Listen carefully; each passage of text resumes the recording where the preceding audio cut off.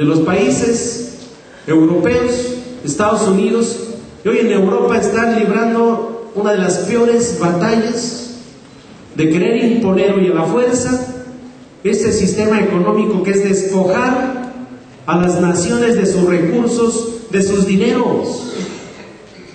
Grecia no es la excepción, un país quebrado por los organismos financieros internacionales. Y hoy dicen, está quebrado, y para poder salir adelante hay que seguir privatizando, hay que despedir a 150,000 trabajadores del sector público, hay que ceder 22% de tu pensión, hay que aumentar los impuestos, bajar los salarios, por bien de sacar adelante el país. España acaba de estallar un movimiento importante porque quieren imponer otra reforma laboral. Han hecho 55 modificaciones a la Ley Federal del Trabajo en España y no es suficiente. Hoy en nuestro país se debate entonces y tendremos la oportunidad de explicar a través de este tipo de foros en todo el país las plataformas políticas de cada partido. Y me queda claro que hoy las instituciones públicas están secuestradas por estos tecnócratas que han llegado al poder y que todo el proceso, Estado benefactor establecido en la Constitución, para ellos ya no interesa. Para ellos lo único que quieren es la globalización, la modernización como una forma de salir adelante. Nos ven la idea de que el turismo es una forma de salir adelante. Primero regresen el ejército a los cuarteles, primero generen escuelas, hay que invertirle al tema de los ecosistemas.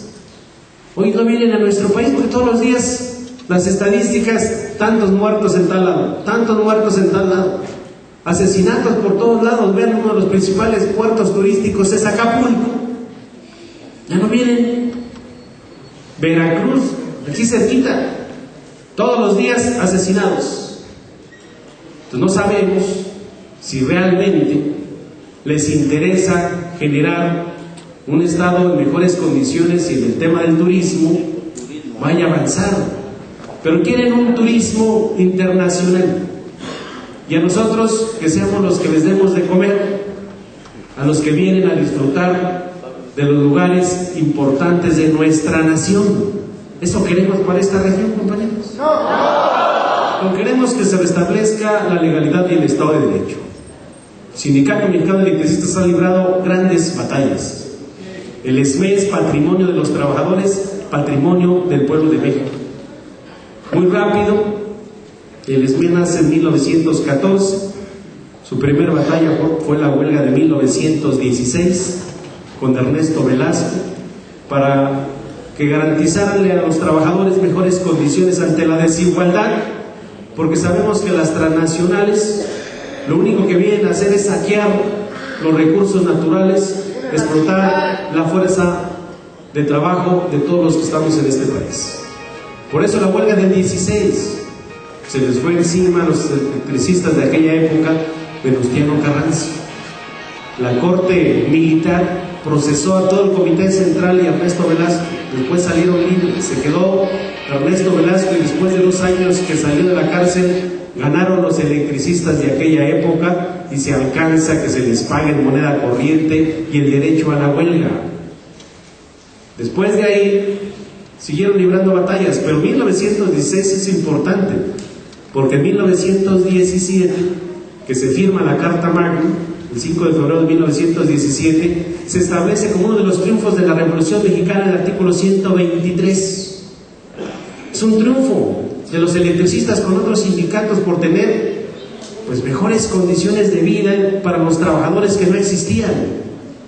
Hoy tal parece que eso es un delito para nosotros como trabajadores. Ellos sí pueden vivir holgadamente.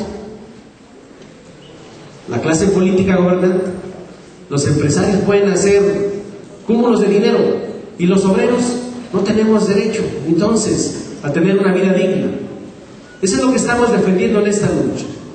Después hubo una huelga importante en 1936 con nuestro compañero Breña Elvírez, y también era el reconocimiento al sindicato era tener la materia de trabajo, era tener condiciones de seguridad y higiene que no había, era tener derecho a la jubilación, prestaciones y el contrato colectivo de trabajo que hoy estamos defendiendo. La mayor parte de ese clausurado fue la huelga de 1936 que ganaron los trabajadores del SME, que también el movimiento del SME hizo posible entonces que se creara la Comisión Federal de Electricidad, porque las empresas privadas, si bien es cierto, llegan e invierten porque traen dinero, pero no le invierten en comunidades rurales, le invierten donde pueden recuperar rápido su inversión, porque la electricidad lo manejaban las empresas privadas de acuerdo a la oferta y la demanda.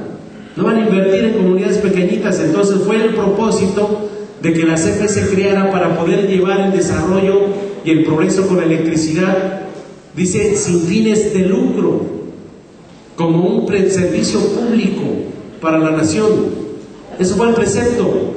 Y hoy esta empresa de corrupción internacional que tanto defienden distintos gobernantes, desde los gobernadores, congresos locales, hasta hoy presidentes municipales, pues ahora están entrándole al ajo con la corrupción federal de electricidad, porque les han venido diciendo a los presidentes municipales: ayúdanos a cobrar la luz y a cambio de que te vayamos condonando lo que debe el municipio.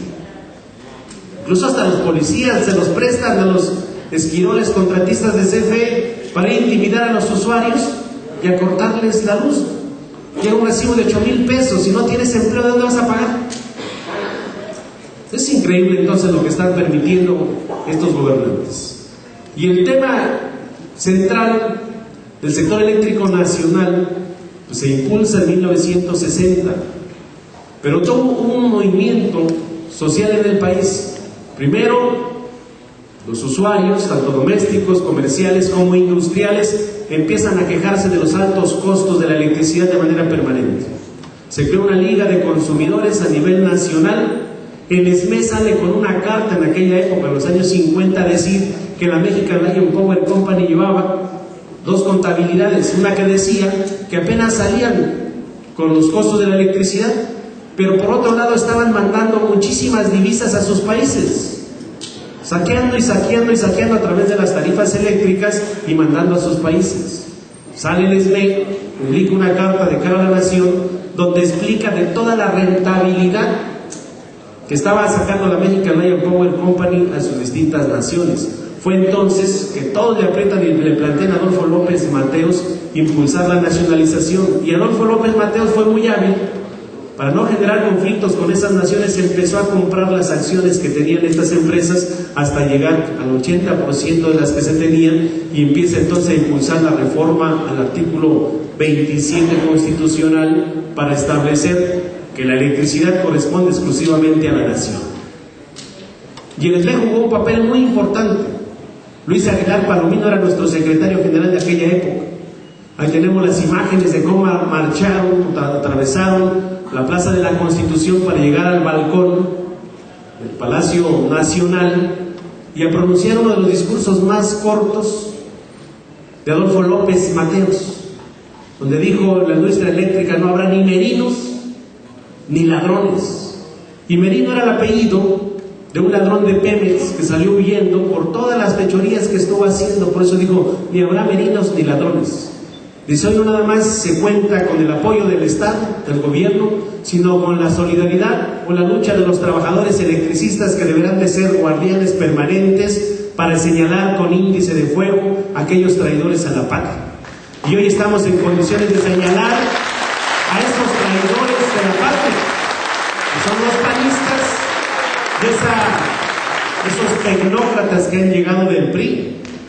Había que aguantar, compañeros, para demostrar que el decreto era ilegal. Había que aguantar para decir que fue un acuerdo político, y lo acaba de confesar. Está el video de la entrevista que le hicieron a Peña Nieto en Milenio. Dice: mi partido estuvo de acuerdo en la extinción de la ineficiente luz y fuerza del centro. Pues estuvo de acuerdo en que Calderón utilizara el ejército para meterse a las instalaciones. Estuvo de acuerdo en pisotear la Constitución y las leyes. Estuvo de acuerdo entonces en violentar los tratados internacionales. Esa es la forma que van a querer gobernar si llegan. Y lo tenemos que hacer así francos, compañeros, porque en nuestras manos está cuál va a ser el futuro de esta nación. Hoy vemos que el PRI ahí en el Congreso estuvo cachondeando el movimiento, como se dice. No quisieron meter la controversia constitucional, había una razón, estaban de acuerdo con Felipe Calderón. Por eso Beatriz Paredes les dio instrucciones a los gobernadores. En el caso de Puebla estaba el gobernador Precioso, le dio indicaciones a sus diputados que no firmaran la controversia constitucional. Después los demás diputados no firmaron la controversia, le hicieron como que lo iban a hacer, nombraron a Navarrete Prila, diputado del Estado de México, para que hiciera el proyecto de la controversia, y agarraron, pusieron las listas para que firmaran, pero curiosamente las quitaron y las subieron en una oficina y nadie pasó, o la mayoría de los priistas no pasaron a firmar la controversia constitucional, sino desde ahí se para el decreto. Les dimos otra opción, crear un nuevo organismo, porque la CFE nada más está hasta agosto de este año con el convenio que hicieron con Modato. La CFE dice en su defensa jurídica que no está prestando el servicio en la zona central de manera definitiva, que lo está haciendo de manera provisional, que la infraestructura no la adquirieron, que la infraestructura de Luz y Fuerza dicen en su propia defensa que no se ha integrado al patrimonio de la Comisión Federal de Electricidad. O sea, toda la infraestructura nuestra. Por eso la vamos a recuperar, compañeros, porque no puede quedar esa laguna jurídica. Y si desde el Congreso no lo pueden hacer, porque esa era la ponencia que le tocaba al diputado Ricardo Ursúa, es el sector eléctrico desde el ámbito legislativo. Entonces tenemos que mencionar que si alguien ha estado impulsando la industria eléctrica nacional es el Sindicato Mexicano de Electricistas, y hemos defendido, todos saben, y ya lo explicó el licenciado Manuel Bartlett, cómo se crea Luz y Fuerza del Centro. Se crea a partir de que se liquida por completo las acciones que tenían las empresas extranjeras, pero primero hubo una iniciativa de ley al Congreso, se legisló en 1989, pasó la iniciativa a la Cámara de Diputados, se legisló, se modificó el artículo 4 transitorio de la Ley del Servicio Público de Energía Eléctrica para ordenarle al Ejecutivo la creación de un nuevo organismo público descentralizado en términos de los convenios que se tenían firmados anteriormente entre las extintas compañías y el Sindicato Mexicano de Electricistas, donde dice tácitamente: se respetarán todos los derechos de los trabajadores establecidos en el contrato colectivo de trabajo y en la ley. Ese decreto o ese acuerdo que sale en la Cámara de Diputados se turna a la de senadores, se legisla y se hace pues el propio decreto que establece el Congreso, donde le mandata o le ordena al Ejecutivo Federal dar paso a la creación de un nuevo organismo. Eso fue en el 89.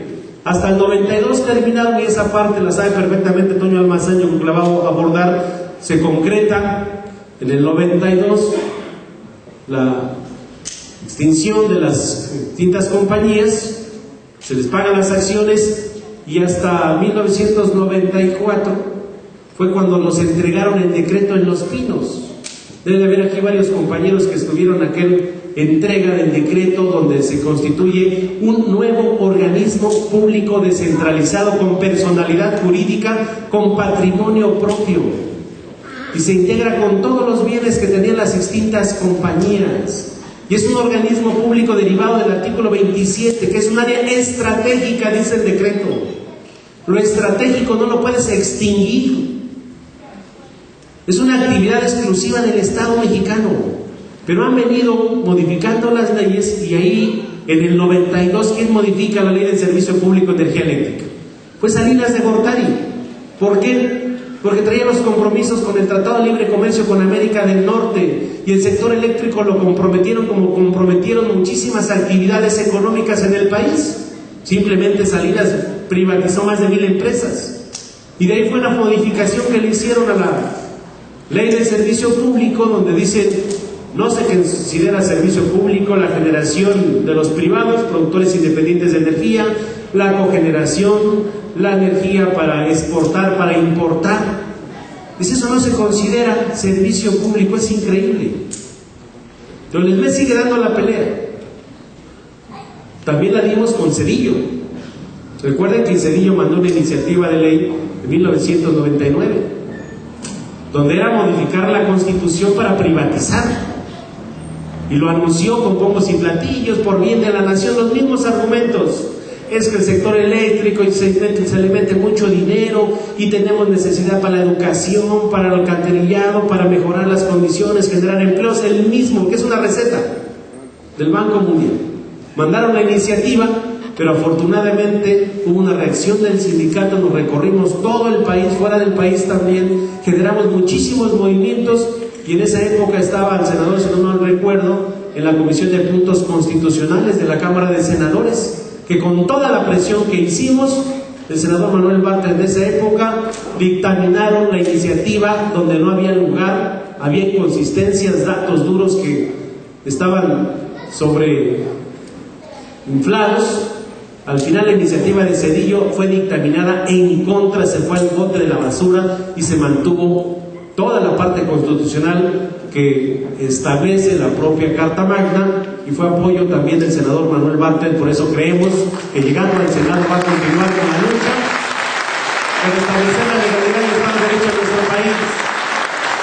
Y hemos venido trabajando y caminando en esa parte. Después, ya con el nuevo organismo, también lo tenemos que decir.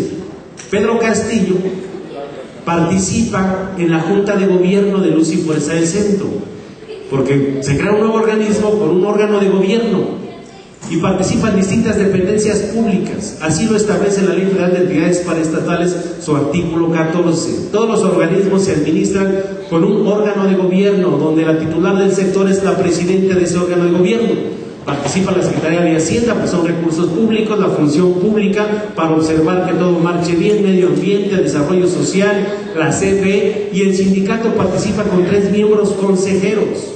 Participó ahí el Comité Central con 3 miembros consejeros por ser titulares del contrato colectivo de trabajo. Sin embargo, llegó después Rosendo Flores, llega en 1997 y decide ya no ir a la Junta de Gobierno. ¿Por qué? Dice, es que nos mandató una asamblea, y dentro del sindicato no había ninguna asamblea donde le dijeran que ya no fuera a la Junta de Gobierno. Y del 97 al 2005 se la pasó sin ir, el gobierno despachándose con la cuchara grande. En el 2002 Fox impulsa la tarifa doméstico de altos consumos, la tarifa DAC. Rosendo se queda callado, no va a la Junta de Gobierno, empieza la descapitalización de nuestra empresa, empiezan a florecer los empleados por honorarios en distintas áreas, quitando la materia de trabajo, y avanzando ellos en impulsarle la corrupción, no metiéndose a los distintos sectores de los procesos de trabajo en la empresa, y empezamos a ver cómo se empezaron a desmantelar distintas áreas de la producción en nuestra empresa. Íbamos prácticamente pues a la quiebra de nuestra empresa. Llegamos nosotros en el 2005 y ¿qué hicimos? Pedimos a la asamblea que nos mandatara regresar a la Junta de Gobierno, y empezamos a avanzar. Necaxa estaba abandonado en muchas zonas. Y empezamos, ¿qué hicimos en Necaxa? Todos los contratos verbales que se traían, se hicieron contratos en planta. Y se empezó a meter en los distintos talleres. Se empezó a levantar la generación en esta región. Y empezamos a levantar muy bien Necaxa, incluso los propios talleres del mecánico industrial, el civil, el eléctrico. Aquí se reparaban los generadores que en otra época los estaban mandando afuera, y aquí se hicieron de manera artesanal todos los trabajos para poder sacar adelante Necaxa, desde Tepechi, Patla y todo el sistema hidrológico. Nos tocó recorrer los propios túneles, y así le empezamos a dar en todos lados. La termoeléctrica J. Luque, que estaba por cerrarse, le metimos y a repararla. Tepustepec lo mismo, lo mejoramos, y empezamos a entrar en proceso de reestructuración y modernización de la empresa, algo que estaba pactado desde la creación del nuevo organismo. Desafiamos al Estado. ¿En qué sentido? Sabíamos qué es lo que le hacía falta a Luz y Fuerza, y el compromiso quedó firmado con este señor Felipe Calderón en la revisión contractual 2008-2010. Se firma el convenio de productividad, donde reconoce el Estado, el gobierno federal, Luz y Fuerza y el sindicato, que Luz y Fuerza tenía problemas técnicos, operativos, administrativos y financieros, que la única forma de salir adelante era con la inversión y participación del gobierno federal, Luz y Fuerza y los trabajadores y el Sindicato Mexicano de Electricistas. Y en los primeros meses de ese acuerdo empezamos a dar buenos resultados. Los de distribución recordarán que empezaron a revisar y a disminuir las pérdidas de electricidad. De un 32% que se tenía supuestamente en esa época, lo bajamos a 29%. Y la única forma de hacerlo fue revisando los servicios de altos consumos. Los que menos pagan son los industriales. Todavía que es barata para ellos, empezaron a robarse la electricidad. Y empezamos a meter mecanismos para poder mejorar. ¿Dónde teníamos mayores problemas? En el área comercial. ¿Por qué? Porque todo era mecanizado, no había controles, no teníamos las herramientas adecuadas para poderlo hacer. Los trabajadores de la comercial dijeron: podemos implementar una nueva herramienta para meterle controles, darle un abanico de oportunidades a los usuarios para que pudiéramos mejorar de manera sustancial el suministro. Y así empezamos a hacerlo en todas las áreas. Metimos el tema de la fibra óptica como una de las opciones de esta empresa para dar servicio de voz, datos, imagen, servicio de internet. Desafiamos al Estado. Con todos estos mecanismos, Luz y Fuerza en 2012 iba a tener mejores condiciones técnicas, operativas, administrativas y financieras. Pero eso es lo que no quieren estos gobernantes. Estos lo que quieren es quebrar las empresas del Estado, las empresas públicas. Todo lo que es estratégico, hoy lo observan los capitalistas como una forma de acumular mayor riqueza. ¿Por qué no le invierten los capitalistas en los pobres? ¿Por qué no le invierten ellos al tema de la seguridad o la educación? Le quieren invertir en las áreas que son estratégicas. El sector eléctrico es un área estratégica que bien administrado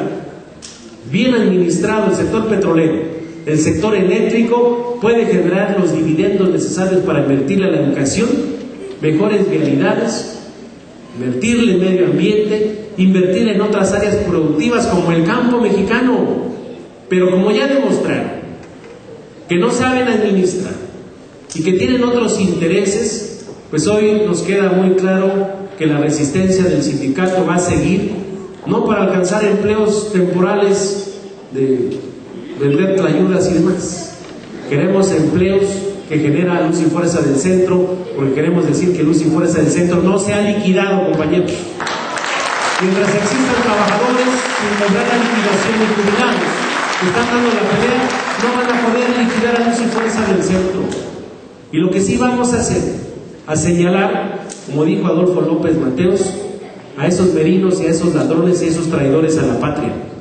Nos queda perfectamente claro que las plataformas políticas que hoy se impulsan vía campañas electorales no es otra cosa más que quedarse con lo que realmente genera riqueza en nuestro país. Y ya lo vimos en esta semana, como Calderón, Felipe de Jesús, el Sagrado Corazón de Jesús Calderón de Hinojosa, firma un convenio con Estados Unidos. Yo lo titulé en la mañana en el programa de radio El Nieto de Santana. Firma un convenio con Estados Unidos para que se metan a explotar 607,000 hectáreas del Golfo de México. 607,000 hectáreas en el Golfo de México, donde con bombos y platillos lo festejaron los gringos. Van a explotar nada más 170 millones de barriles de petróleo. Dicen, era una zona donde no podíamos acceder, pero gracias al Nieto de Santana van a poder acceder, y con la complicidad de diputados y senadores.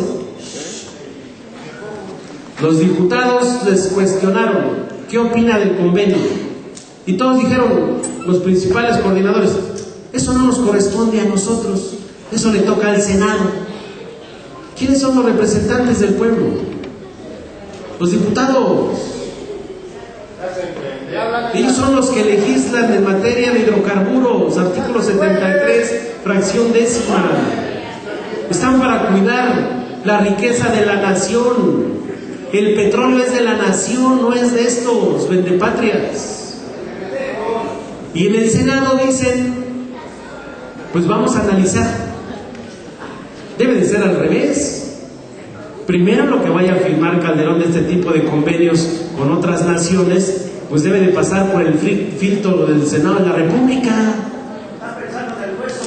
Y entonces no dijeron nada y distrajeron los medios, como el tema de que Calderón dijo que la mota llama 4 puntos cercano al Peña Nieto, y ahí disfrazaron para diluir lo importante del país, el saqueo del petróleo, de los hidrocarburos. Nos traen con ese distractor. Los Zetas se salieron de allá del penal de Nuevo León, eran 40 y tantos, pues 30 y tantos, ahora resulta que son 29, y así nos trajeron toda la semana, y se diluyó esta traición a la patria de la entrega del petróleo a las transnacionales. Por eso no quieren hacer refinerías en México, pues si el negocio está a toda madre, dicen. ¿Para qué construir refinerías si por cada traída de gasolinas carísimas con los gringos se llevan todos sus recursos, los que están gobernando? Y jodas el pueblo. El pueblo pues a seguir pagando gasolinas caras. Es increíble, y todavía hay un documento que acaba de salir publicado que dice: el construir refinerías en nada le beneficia al pueblo de México. Pero lo dicen los empresarios, lo dice el gobierno. Entonces nos preguntamos, Brasil, que es un país petrolero, ahorita están construyendo 5 refinerías. Entonces, ¿estarán tontos los brasileños? ¿O sí les interesa su patria? Les interesa su patria. Saben que los hidrocarburos son área estratégica que nos permite generar economía, invertir en distintos sectores y demás. Y acá Calderón, desde que llegó, dijo que iba a construir una refinería. Es la fecha que todavía ni la barda termina, apenas está el proyecto, ahí se la van a llevar así. Al rato van a decir, pues es que creen, pues ya no hay petróleo, cabrón. Ya para qué construimos refinerías. Y los traidores a la patria son estos funcionarios, estos partidos políticos que no les interesa el pueblo. Les interesa nada más cuando requieren el voto, cuando se requiere de que hagan sus facultades, porque no les pedimos otra cosa más que respeten la Constitución, que respeten las leyes, que respeten lo más importante que somos nosotros, los individuos, los ciudadanos. ¿Por qué creen que la Carta Magna, el artículo 1, es garantías individuales de los mexicanos? Pues pensaron los que hicieron la Carta Magna primero en nosotros, y eso es lo que no quieren respetar. No quieren respetar derechos adquiridos, quieren que regresemos 100 años a la historia de este país.